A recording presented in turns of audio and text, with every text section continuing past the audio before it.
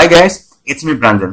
এই ভিডিওত আমি PowerPoint MS PowerPoint quick access টুলবাৰৰ বিষয়ে চাবলৈ ট্ৰাই কৰিম। হৈছে তো কুইক অ্যাক্সেস যেটো টুলবাৰ হয় হেতু PowerPointৰ মেনুৰ কাষত থাকে এইটো। হৈছে দিস ওয়ান। ঠিক আছে।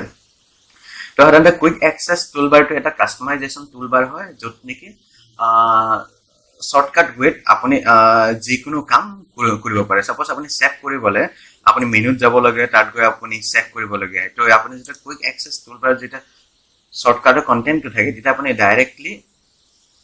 ডাইৰেক্টলি গৈ আপুনি সেভ কৰিব পাৰে। ক্লিয়াৰ হৈছে? তো এদিকে সাপোজ আপুনি কুইক অ্যাক্সেস টুলবাৰ কিছুমান কন্টেন্ট এড কৰিব বিচাৰিছে। এড কৰিবৰ কাৰণে আপোনাৰ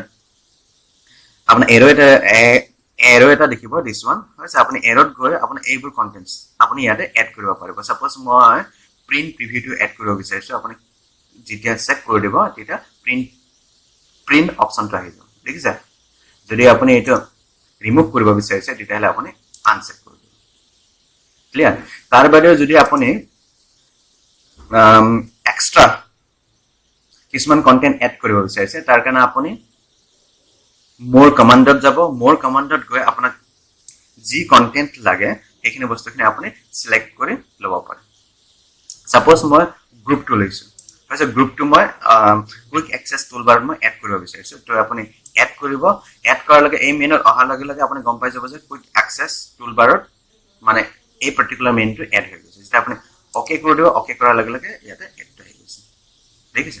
যদি আপুনি এই মেনুটো আপুনি ৰিমুভ কৰিব বিচাৰিছে তেতিয়াহলে আপুনি